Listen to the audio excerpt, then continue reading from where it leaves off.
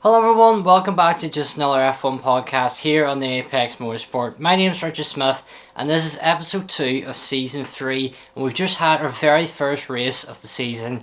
And joining me today to discuss it all is of course Ryan. Ryan, welcome back to the podcast.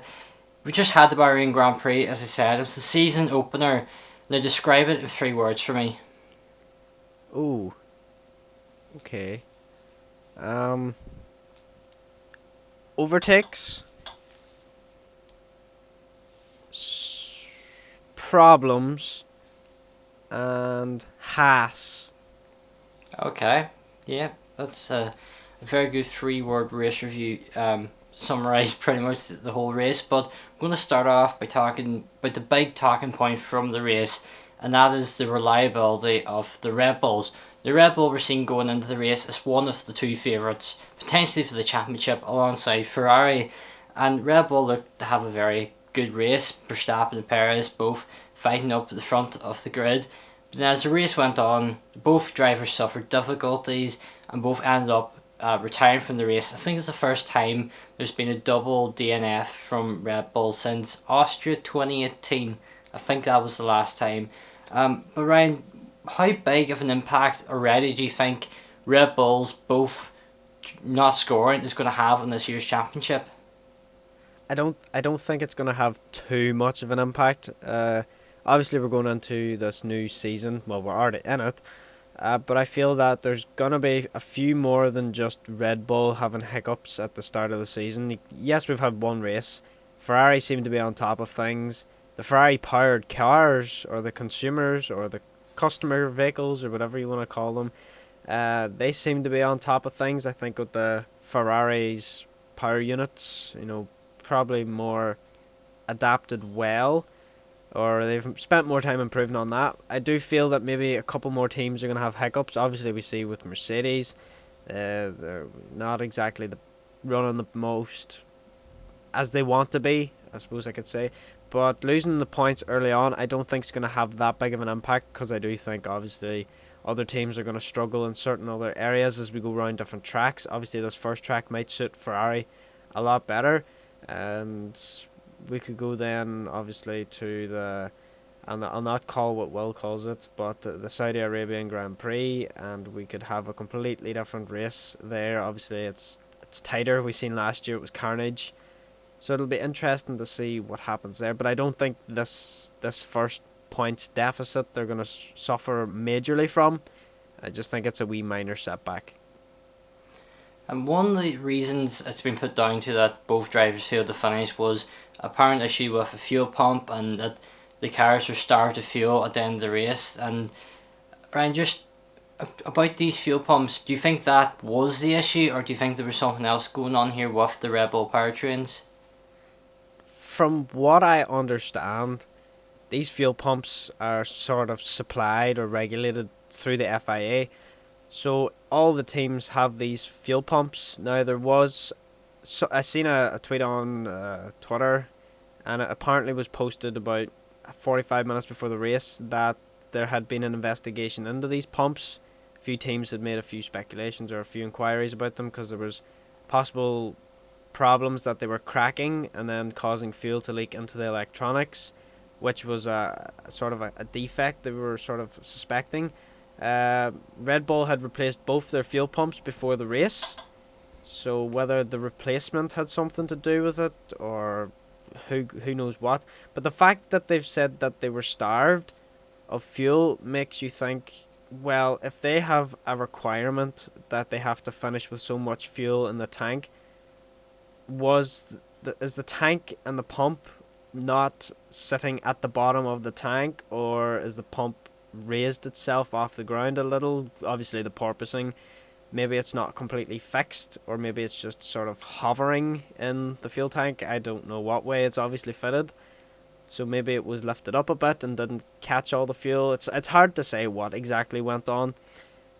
Maybe it's just the fact that this new fuel, the E10 fuel, where it's 10% ethanol and the rest of it's race fuel or just normal fuel, I suppose, whether it had a factor to play in this as well. But it's one of those ones where it's early days. Nobody actually really knows too much about it, because it's a listed FIA part. So we'll just have to see what comes through with it as we go into the next race to see what really comes out of it.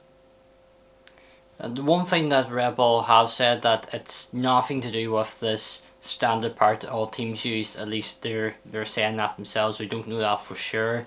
But if it is something that we see in Saudi Arabia and Australia and even in Imola, that's going to be concerned that a lot of these teams will be thinking potentially there could be cases against the FIA for losing points and maybe wins, and that's a drop of the place in the Constructors' Championship is worth millions to these teams, and we have to speak of the reality here. It is only the first race of the season. There's 22 more races to go, and that dropping points in one race might not be the biggest thing to happen this season for that team. They may drop points in multiple races, but from the team's point of view, they will see this as an opportunity to try and argue their case that if a part that is supplied to them fails and is something that's widespread, they're at a disadvantage. But then again, everyone has the same parts and there's the same risk, so it is going to be a difficult one. It'll be interesting to see should this happen in future races, if any teams will sort of start taking it further, and will we potentially see this looked at and potentially change to a different part. We just have to wait to see on that one. But up until that point, Red Bull looked like they were going to have a very good weekend. They had a very strong car, but there's one team that outshined them, and that was Ferrari. And it's so good to see the Italian team, the historic team, back at the very front of the grid, fighting for wins. And it is only the first race of the season, but they look genuine title contenders this year. One man in particular was mighty impressive, and that was Charles Leclerc. Ryan, just talk to me about Charles Leclerc's weekend, his race, and just how dominant he was. Yeah, we sort of seen over the weekend that he was putting in some solid times in practice, and we were like, well, that's just practice. You can't read too much into it. Maybe they were just doing a low fuel run, and other teams were just doing a medium fuel run, and we didn't actually expect these Ferrari powered cars overall to be fast. But obviously we've seen Charles. He gave it everything in that qualifying session and managed to pip Verstappen to pole position. Where was I thinking P1? Well, he finished there too. He managed to drag out Verstappen, but I feel that they had such a strong edge even over Verstappen throughout that race. Even Carlos at one point was starting to gain on Max. Obviously further afield because he had Perez battling him, but he was still gaining time towards the end before obviously the safety car and stuff bunched everyone back up. But it was kind of interesting to see how well Charles sort of fought that car. Not so much fought it, but understood the car so well in the first race of the season, knowing his limits, and we didn't really see any mistakes from Charles that whole race. We see mistakes from quite a lot of drivers, either locking up at turn one or getting maybe a corner slightly out wrong, going maybe too hard into it, or just not putting the power down quick enough. We didn't really see that with Charles. Charles just seemed to be consistent, lap in, lap out throughout that whole race. So it was a well-deserved win. I will give him that. He's of quality, and I like that stat that he's the first Monegasque driver to ever lead a world championship. That's kind of got a nice ring to it. Yeah, it definitely does, especially with Monaco being so historic in Formula One. Yes, it is a very small principality but for the motorsport world, it's probably the most historic place out there. So it is nice for him, and in a Ferrari as well. That will mean a lot to him, and it's the ideal combination for the motorsport world. The driver of one of the most popular countries for racing, and a team that's one of the most popular out there. So it is great to see. But he, as you said, he adapted quite quickly to the new 2022 cars. But his teammate Carlos Sainz struggled during the weekend, and although he finished P2 in the race, he admitted himself that he was still quite off the pace over the weekend, and he knows himself what he has to do to improve. He just has to adapt to this car, and he said he's going to put in the work to do this. But Ryan, do you think Carlos Sainz had a good weekend and has done exactly what the team was looking for from him? Yeah, overall I think P3 is a solid performance. No, sorry, We finished P2. P2, yeah. P2 was the 1-2 finish. I got confused. I forgot that things happened at Yeah. the last lap. 1-2 finish. Ferrari signs right up there, doing what the second, well, not the second driver, but the driver who was behind the first driver.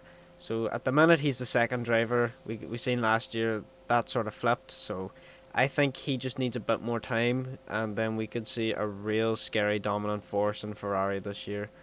It's gonna be quite scary. I think Carlos, we seen how quick he was to adapt last year. His first season in the Ferrari, and he managed to take the reins over Charles. So we could see that happening again. Just at what point we do, I don't know. Carlos, great racer. Yeah. Yeah, and Sainz last season beat Leclerc in the driver's standings, which is something that for him he should be quite proud of, because Leclerc is seen by Ferrari as their future world champion. So for him to come into the team and do so well in his first season really left Ferrari with two number one drivers. So the battle to see number two, and I know Leclerc will not want to settle for number two. So if there's a competitive battle between the two, they're pushing each other along but remain respectful of each other. I said this could be a very, very good dominant pairing for Ferrari.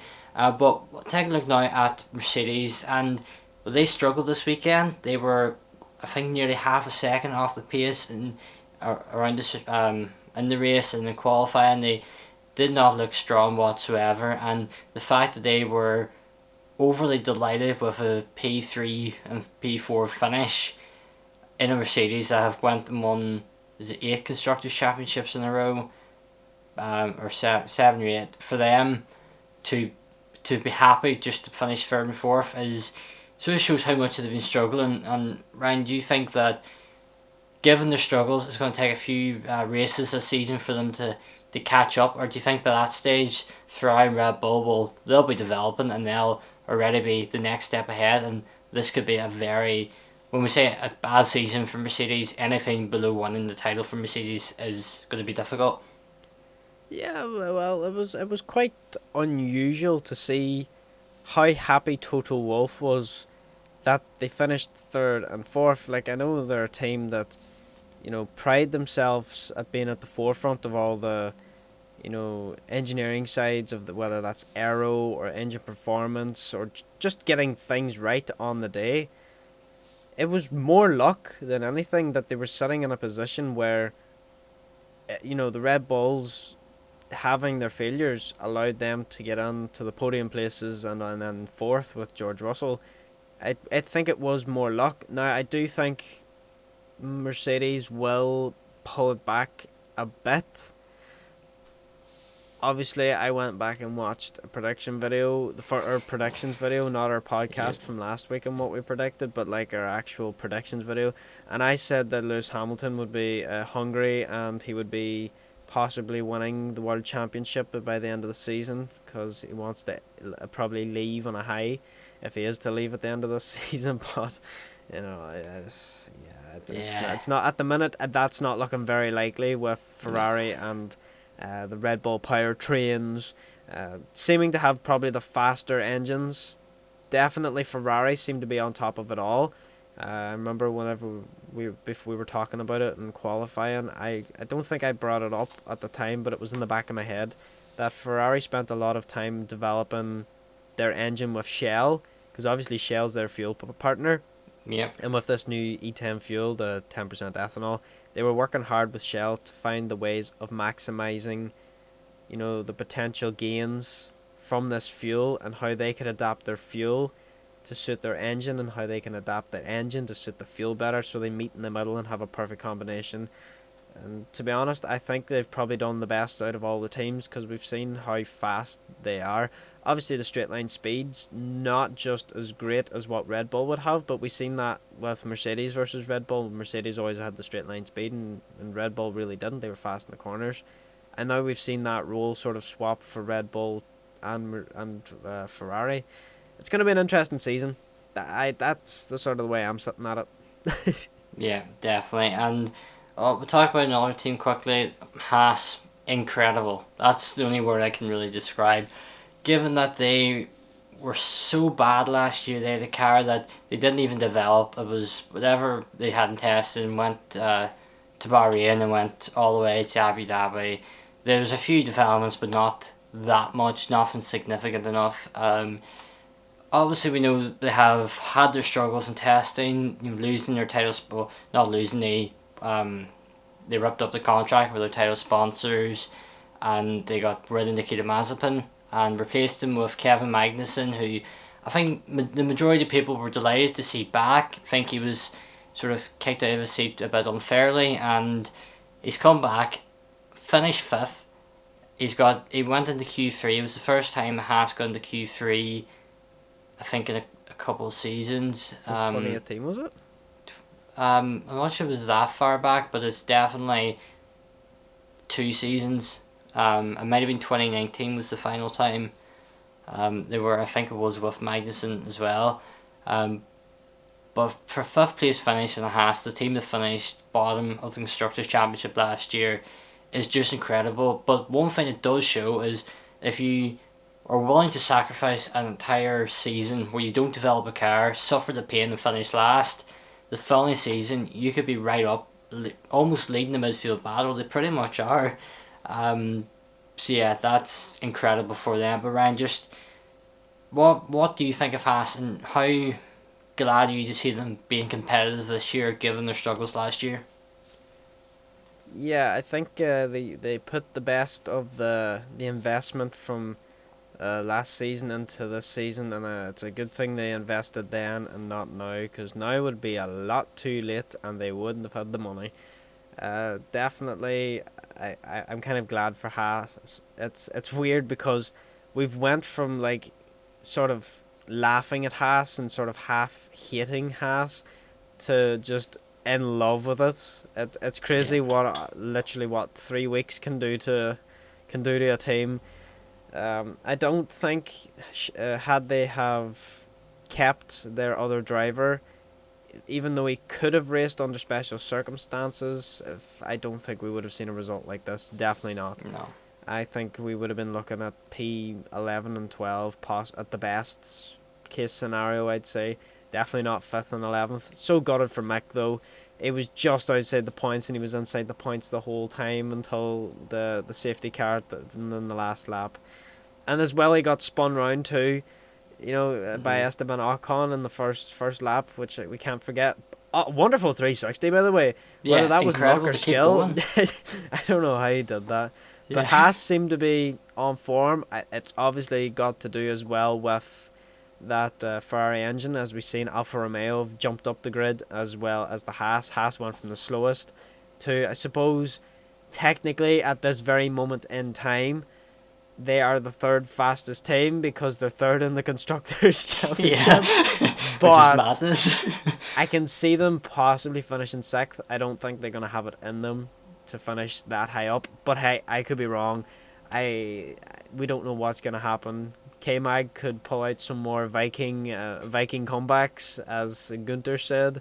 Obviously, he used a few more words than I did. But no, it was great to see Haas back somewhere close to the top of the midfield.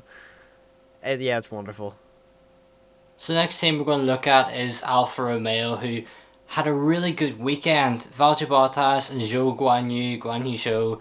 I haven't quite decided what we should be calling him. I think it's Zhou Guanyu is what many are running with, but he had a very good debut performance in Formula 1, scoring points, and there was a lot of criticism of him coming in to the series as a pay driver. And yes, he is, but he really put in a very good performance and sort of credited his way into the sport and looked like he deserved a place in the Formula 1 grid based on that first performance.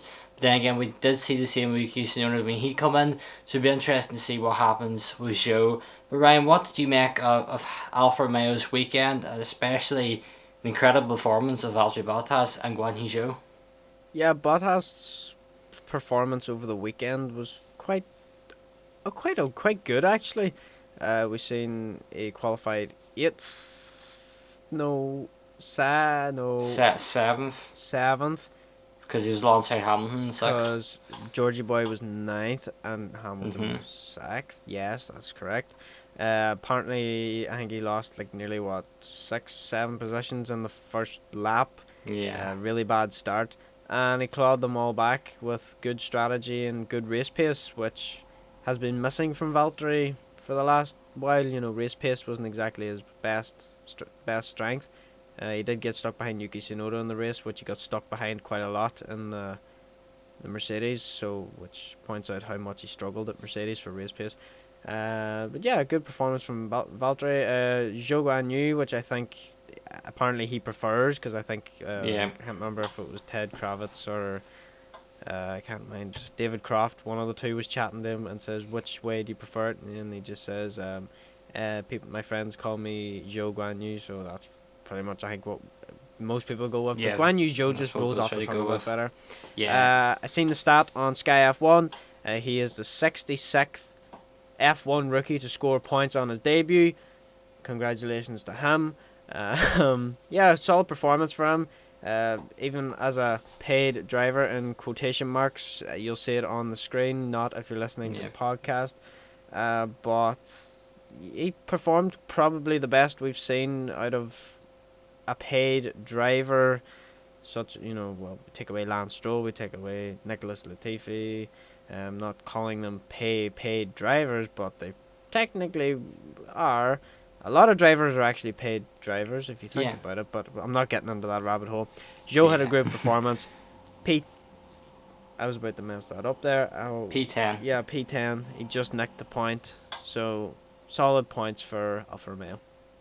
Yeah, it's a very impressive weekend for them, and it's great to see them actually up there fighting again in the midfield. And Bottas' performance nearly makes you think that he was alongside a driver who was simply incredible, Lewis Hamilton, and that his performance for Mercedes was actually not too bad. It's just Hamilton was a lot better, and he is a 7-time world champion for that reason. But Ryan, we also seen helmet cams being used for the first time in sort of a widespread means, in terms of it was a part of the coverage for the entire weekend. And what an addition! Them helmet cams are fantastic. I love them. Do you agree with that? Yeah, they look great. Seeing the driver's perspective, obviously it's to the sort of the right hand side a bit. I think they were only on 2 drivers, which was Charles Leclerc and Zhou Guan Yu. I'm pretty sure I didn't see them on anyone else. So, yeah.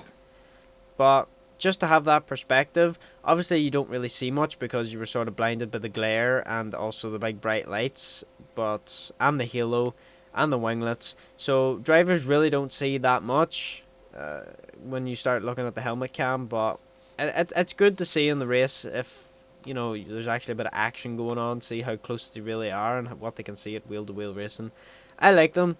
I just think maybe not in a night race. Day races probably a lot better to look at because it's a lot clearer to see, but night races maybe not so much with the glare. Yeah, but it definitely gives you a feel for what them drivers are like, and it makes me think, I could definitely not do that. It looks very challenging, although would love the opportunity to drive an F1 car. If any teams want to give me that opportunity, please do. Be a great video, and I'm sure Ryan, you can come along as well. But yeah, you probably would. But over the weekend we've seen the FIA report as well. It's something that we've talked about loads in the past about the whole incident, and in fact, if you're listening to this podcast or watching it today, it is uploaded. It will be 101 days since the incident, which is pretty cool. It doesn't feel like it's been that long, but it has been. But we'll not go into the report because there's too much to break down in a short space of time. But basically they said that it was human error. They didn't name the individual that was at human error, but we can assume it was Michael Massey because he was the race director for the day. But they said he acted in good faith. He put his own interpretation onto the rules, which have now been changed. The infamous any cars have been changed to all cars, which we've seen this weekend with all the lap cars unlapping themselves. And we also know that, we've also heard that Carlos Sainz has almost reached an agreement for a new contract with Ferrari, so his performance the weekend is deserving a new contract, and the team are going to give him that. But we'll talk about that more once it's confirmed. And I think it's a little bit. Well, I think we should go on to our predictions now, Ryan. And we both started off relatively bad, 1 point each. Yeah, I got a point for saying Bottas was going to finish in the top 7. During practice and qualifying, I was quite confident that would happen. But in the race, when I dropped his positions, I was a little bit gutted that I wasn't going to get there. But I eventually did, albeit help of a couple of cars ahead deciding they didn't want to finish the race. But yeah, I got the point for Bottas top 7, which was my wildcard prediction. But Ryan, your point come from Carlos Sainz finishing second, again helped by the 2 Red Bull cars retiring. But I'm sure you're quite happy with getting the point for Sainz. So we're 1-1 in the championship so far. But yeah, our predictions then for the Saudi Arabian Grand Prix, which at the moment is still going ahead. I have seen a few reports that it may potentially not be. F1 are currently monitoring the situation. I think there's some sort of attack close to the circuit or involving, I think, an Aramco plant. I don't know the details for definite. I haven't done too much research into that, but we'll base the race is going ahead until we hear otherwise. So Ryan, your pole position setter for the Saudi Arabian Grand Prix? Just based off of what happened last year, I think the person who's got, in the words of Carlos Sainz, the biggest cojones to really go for it is Max Verstappen. So he was really close. Obviously, he crashed out. He wasn't feeling too well that day, and I reckon he's probably going to be feeling a lot better come next week, unless all of a sudden he gets another cold or something. I think it's going to go Max Verstappen. Okay, I'm going to go for Charles Leclerc because I think that Ferrari car is just incredible, and I think they'll be good in Saudi Arabia as well. So Ryan, who do you think is going to win the race? Oh, you see, this can go a million ways because we do not know. We've seen how much carnage there was last year at this track. Honestly, anyone could win it. It wouldn't surprise me if a midfield car like Bottas wins it. But Would be nice. I think that the front runners will be able to get away sort of half strong enough. So that'll probably be the 2 Ferraris, the 2 Red Bulls. I think we could be looking at another Ferrari win, but I do think it's too narrow to sort of get past anywhere really that well. But I still think it's going to go Ferrari as much as I think Max might hold on to it. I'm probably going to regret this. I said this in the last one and I did regret it. But I'm going to regret this one again if it happens. But I think it might go to your pole sitter. I think it's going to be a second win for Charles Leclerc. Okay. I've gone for Carlos Sainz, so I'm also going in the Ferrari boat. So if Ferrari wins, one of us will be getting the point there. But who, Ryan, will be joining Leclerc on your podium? Well, if Leclerc's on the podium, there's going to be Max. And I don't think we're going to see a supporting act. I don't think we're going to see a supporting Red Bull or Ferrari. I think we're going to see something spectacular happen, and we're either going to see a Haas, an Alfa Romeo, or an Alpine up there. Just by the luck of the draw, that we're going to see some smashes going on in this race. As much as it's going to hurt the teams, I think we're going to see some accidents like we did last year. Obviously, people are going to be a bit more cautious, but you can't prepare for an emergency stop in a Formula 1 car because there's no ABS. And you'll just lock up and you will just smash into people, especially at 150 mile an hour. It's going to happen. The real question we should be asking for predictions is how many safety cars or VSCs. Yeah. So I never answered your question, so I'm going to go with Charles on pole, so Charles to win, Max to come second, and I think we're going to see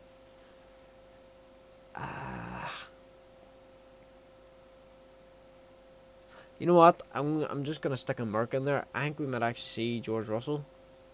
Okay. I mean, it's entirely possible after Hamilton was in the podium this weekend, and just based off of the fact that there might be crashes and Mercedes might just be sort of in that midfield pack that might gain the advantage. That's what I'm going with. Yeah, well, I'm going to go for Verstappen and Bottas because I'm thinking the same lines of you could see a surprise candidate, and I think Bottas, you know, Bottas is a very good driver, and I think we're going to see the best of him in Alfa Romeo. And I think it was late last season, Vettel got a surprise podium. I think this could be Bottas's turn. So Ryan, podium. What do we do after podium? Fastest lap, isn't it? Fastest lap, yeah. I'm going to start this one, and I'm going to keep saying it until it actually does happen. Kevin Magnussen. I said it last week in more of a jokey fashion than what it should have been, but in reality, they have a very quick car, and it could be entirely possible. So, Ryan, who are you going for fastest lap? Fastest lap. I think it's going to be race winner Charles Leclerc. Okay. It's just there. And we'll throw in your prediction of VSC safety cars. How many? In total combined, I think we're going to Yeah. see 3. Okay. I'm going to go for 5. Oh, you're optimistic. Yeah. Well, to be fair, Well, we were close enough to it last season. I mean, given we've seen the reliability of these cars so far, it doesn't necessarily mean there's going to be a load of crashes, so... Hold on, question, okay. What if it's a VSC and goes into a safety car? Does that count as safety car? Does that count as 2? We can debate that in the next podcast. Okay. Should either of us be very close. We've already started the pot of, let's discuss this at the end of the season. These won't go towards our points. This is just for fun. Yes, this is for bragging rights. We'll throw in a random, not for the competition, bragging rights question every single week. We'll try to do that. Yeah. And if you have any suggestions, comment below. If you're listening to YouTube, or contact us on any social media, because we'd be interested to see what sort of predictions you want us to give, and also leave your predictions below as well to play along with us if you want. Brian, final prediction is of course the wild card one, and if we thought last week was going to be a wild card prediction of absolutely no nothing, this next week or this race coming up could also be just as dramatic. What do you think your wildest wild card prediction is going to be?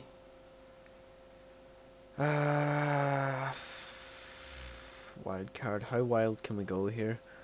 I'm gonna say